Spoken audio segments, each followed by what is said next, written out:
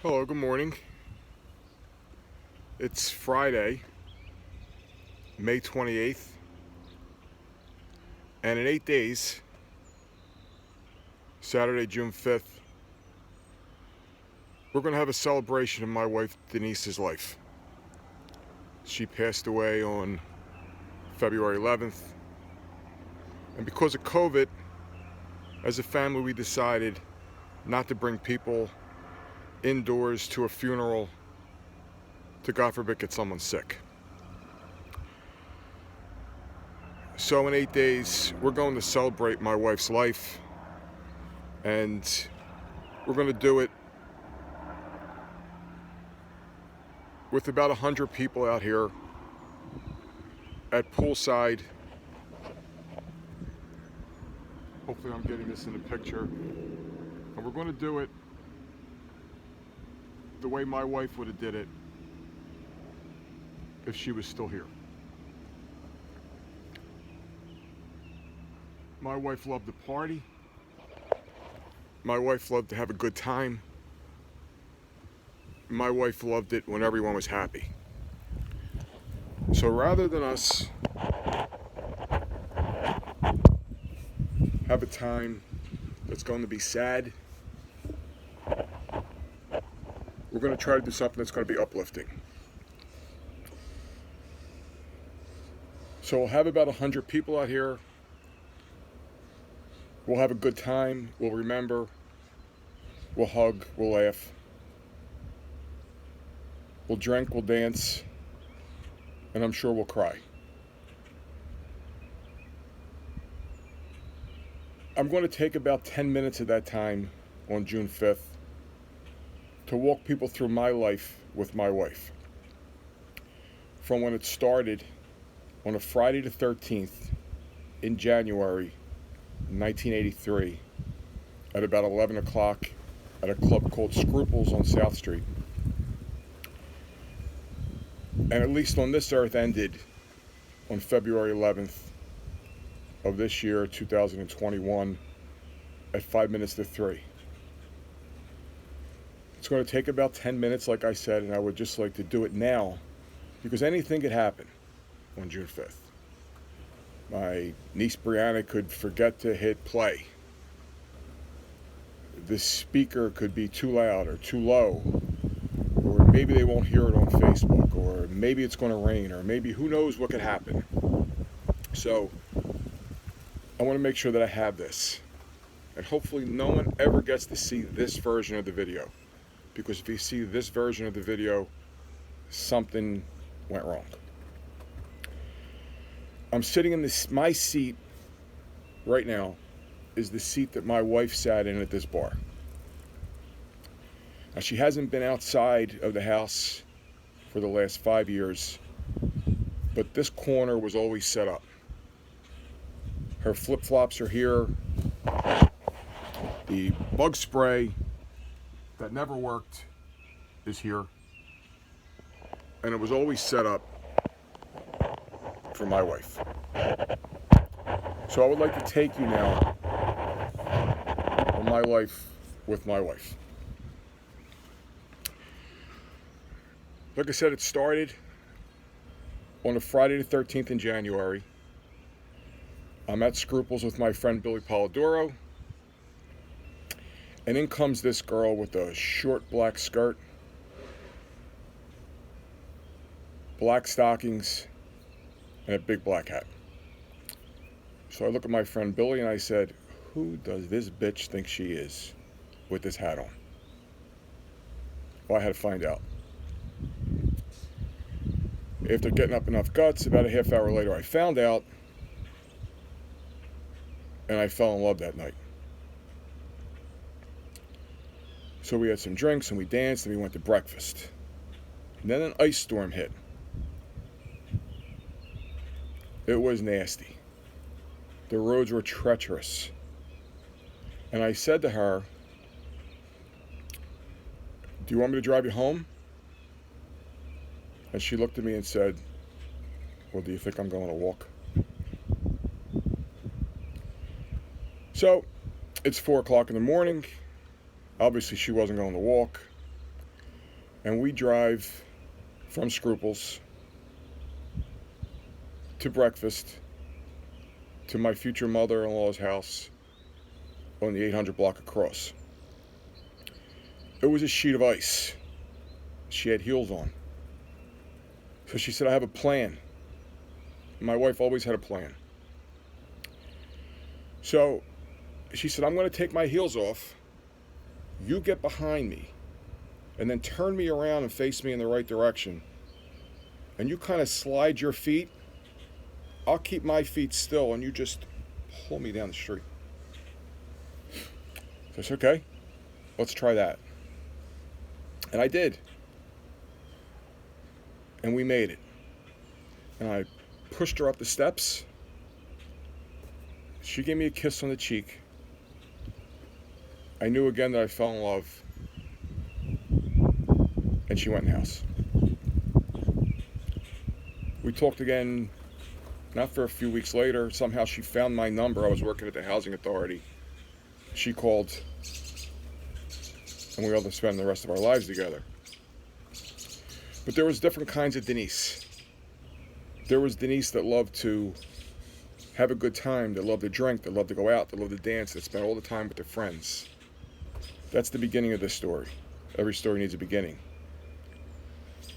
And then there was a middle of the story.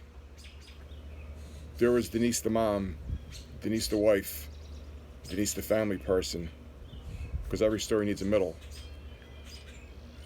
And then there was an end. There was Denise that was sick. There was Denise that didn't come out of the house. And there was a Denise that passed away. So every story that I'm going to tell is going to have someone that's going to be here that's going to be able to verify the story, because otherwise you would think I'm lying, that this could not have happened. So just a few stories so you can know what my wife was like in her healthy times. So there was the Denise that went to Moore's in Wildwood. And that Denise was the person that when she did karaoke in Moore's, you didn't do karaoke by going up on a stage and just singing a song. In Moore's Inlet, you did karaoke by getting up on the bar at 4 o'clock in the morning. And there were ceiling fans, and the bar was wet, and there was money on the bar, it was wet, and there was drinks. And then when you did the karaoke, you had to do the bar walk. And she sang one night, What's Up by 3 Non-Blondes. And the other kicker is, when you did it and you did the bar walk, if someone bought you a shot, you had to drink it, or the song was over. So the music plays, my wife's there in short shorts and a little top that was folded up, and her hair was just perfect, and she sang, and she walked, and she drank. And 11 shots later, after ducking the ceiling fans and stepping over drinks, she was done. And the crowd went insane, because every place my wife went, they loved her. And then I helped her down. She looked at me, she gave me a kiss, and she was happy.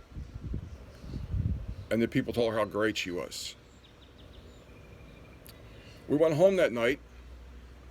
My mom and dad were sleeping, they were watching the kids. And I forgot my keys and we couldn't get in.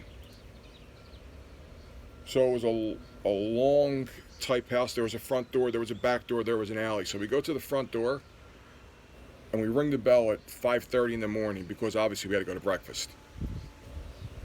And nobody answers. So we walk all the way to the back of the house. We knock on that door, and my mom appears at the front. She says, all right, the door's open, and we're in the back. So we walk up to the front. In the meantime, my mother locks the front door, walks to the back, and now we're at a locked door again. So my wife looks at me and says, there's something wrong with your mother. I looked at her and said, there's something wrong with my mother. I said, we're the ones out here at 5 o'clock in the morning, and we can't get in. How's there something wrong with my mother? Well, she should notice this to stay still. She said, I have a plan. Again, she's got a plan. I'm going to stay here because I'm not walking anymore. You go to the back. We'll both knock on the door. And wherever your mother goes, at least we'll be able to get in. Well, my mother had a plan too. She woke up my father and said, June, you go to the back door. I'm going to go to the front door. Wherever Denise appears, we'll just let her in. Finally, we got in. My wife blamed my mother. You know, all you had to do was stay still. And my mother said, well, all you had to do was stay still. Finally, we went to bed. We got in. The first thing my wife said to me when we woke up in the morning was, could you believe how long it took your mother to let us in the house last night?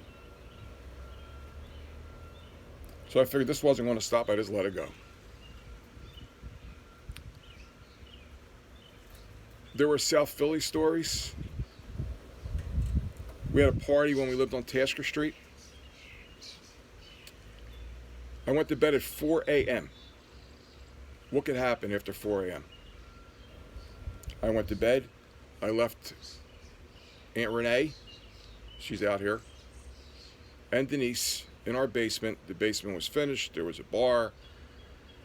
And when you finish a house in South Philly, in the basement, you need to push over the heater in the hot water tank, I guess, and you frame it out to get it out of the way. Renee goes to the bathroom, and Denise, who always had to scare somebody, decides it's time to scare Aunt Renee. So she opens the heater in the hot water tank spot. She crawls behind the wall.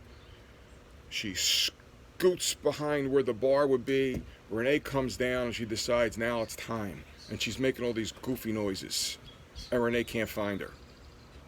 Finally, Renee figures out she's behind the wall, scooting down behind where the glasses were, and she's shaking the wall to make the glasses shake to make Renee think there's a ghost in the house. Figure out where she's at. Now it's time for Denise to get out from behind the wall. It wasn't that easy. There was a piece of metal that was sticking out from the hot water tank. And when Denise moves by it, it grabs her side. It rips open her side, a hole about this big. There's blood coming out. There's meat hanging out. The story the next day was, well, Denise, while it's open, maybe just donate a kidney and try to make some money. She was having none of that. They're just trying to make the blood stop. Now it's about 7 o'clock and the phone rings. And it's Aunt Ronnie on the phone. She says, Bob. I said, Ron. She said, how's Denise? So I looked over, and Denise wasn't in bed. I said, Ron, what do you mean, how's Denise? She went, oh, never mind. I said, what do you mean, never mind? She said, I don't even know what I'm talking about. Goodbye. And she hangs up. Everybody in the world knew that Denise gashed her side, except me. And I was in the same house. That was my wife. Finally, there's another Moore story, which probably tops everything. It's 5 o'clock. We're done drinking. We have to leave Moore's, which is in Anglesey, 2nd Street, and drive to the Tomcat for breakfast, which is on Rio Grande Avenue. So we're driving down Jersey Avenue, and we get pulled over by the police. It's 5:20, it's 5:25, it's still dark. We're pulled over. Cop gets out of the car, and I'm prepared. I got the license, I got the registration, I got the insurance card. That wasn't good enough for Aunt Ronnie and my wife. Aunt Ronnie decides she's not having any of this. She decides to get out of the car and walk to who knows where she's walking to. It's 5 o'clock in the morning. And the cop says, hey, where are you going? To Ronnie, who's totally ignoring him. My wife leans over to the cop and says, who do you think you're talking to? Don't you talk to my girlfriend like that. If she wants to walk, she'll walk, and leave her alone. And by the way, she says, This is where she really gets helpful to me. By the way, do you think it's easy for my husband to drink all night at Moore's and then take us to breakfast at the Tomcat? Do you think it's easy for him to drive all this way? And the cop looks at me and I look at her and I know this isn't working. And the cop says to me, here's your license. Here's your registration. Here's your insurance card. Sir, you have a lot more problems than me stopping you. Please be careful and enjoy your breakfast. I looked at my wife. She looks at me and she gives me one of these. See? I helped you.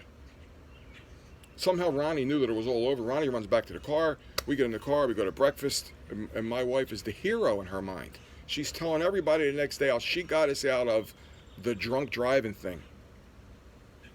That was my wife, the party person.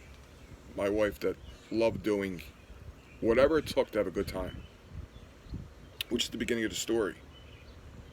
But then there's a middle. The middle is my wife, the family person. The middle part is when my wife took over for Grandmom Jenny when she passed away and took over all the baking. She baked the Christmas cookies. She baked the Easter breads. She did whatever it took to keep the tradition of the baking together, because that's what she had to do. Because she loved Grandmom. Grandmom loved her family, and my wife had to do it. She then had to take over for Grandma Filipponi, because Grandma Filipponi did all the Sunday dinners, and Grandma Filipponi did all the holidays. So my wife took over that when Grandma Filipponi passed away. And she did all the Christmas Eve for the 7 fish, and the Christmas Day, and the New Year's Eve because it was my dad's birthday, and it was her mom and dad's anniversary. And then when we were still in South Philly, it was New Year's Day when everybody came back from the parade, and we did the Easter. And my wife did every event. I would love to say she never complained, but that would be a lie. She did. She complained. It was hard, but she did it. And she smiled all the way through when the day came, and everybody was thrilled because she had to take over what the grandmothers did. My son Christopher, in a post that he put on Facebook, said it best here. He said, my mom loved being a mom. And she did. Because after she passed away, and we were looking for a social security number to do something with Stalfo, Paulie at the Undertaker, as we were looking, we found every letter that our sons ever wrote to Santa Claus, and every letter that our sons ever wrote to the Easter Bunny, and hair from first haircuts, and report cards. Everything that was important to our sons was in a box. Also the responses from Santa Claus and the responses from the Easter Bunny. All this correspondence back and forth, my wife kept every bit of it because she loved being a mom. Like my son Christopher said, she loved being a mom. I saw a quote that said, and this fits us to a T, it said, we didn't know we were making memories. We were just having fun. And that's what we did. We didn't know we were making memories. We were just having fun. And finally, there has to be an end to a story. So we had the beginning and we had the middle, and unfortunately there's an end. So like I said earlier, my wife was sick. She didn't leave the house in 4 or 5 years. We knew that it wasn't going to end well, but we didn't know that she was going to be ripped away from us as quickly as it happened.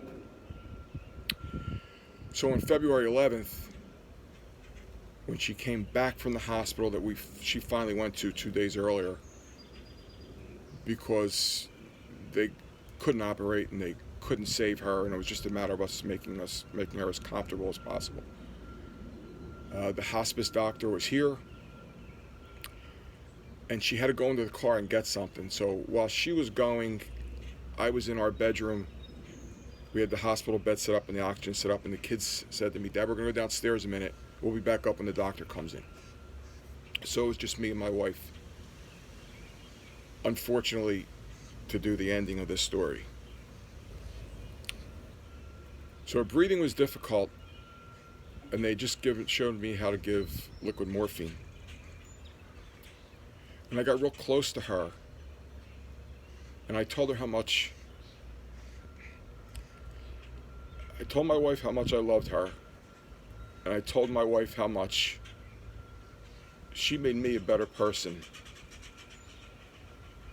and showed me how important it was to be a dad, and showed me how important it was to make sure that everyone else was happy. So I told her that I'm going to honor her wish, and whenever the time comes, she'll be cremated, and the last person that I see at night before I go to bed will be my wife, and the first person that I see in the morning will be my wife. And the kids know that when I die, Mommy's going to get put in the casket with Daddy. We're going to be buried together and spend the rest of time together. But I had to tell her how much I loved her. And I had to tell her the only way that I knew how. And I said to her, "Nee, do you remember I used to sing you a song? Whenever I want you, all I have to do is dream." And that's what's going to happen. Whenever I want you, all I have to do is dream. I think she heard what she had to hear, because a tear came down her eye, and she took one last breath, and she passed away. And my life on earth with my wife ended on February 11th at 2:55 in the afternoon. And I yelled down to my kids, and they came up, and we cried and we hugged together. I love you, Nee. This event on June 6th is going to be something that's going to make you proud. I do hope no one ever sees this video, because that means that everything went fine. I love you. We're going to make you proud of us for as long as we're here on this earth. So we'll see everybody on June 5th, and hopefully we'll see the better version of this. Thank you so much. My 11 minutes turned into 23 minutes, but hopefully you'll know what my life was with my wife. Thank you.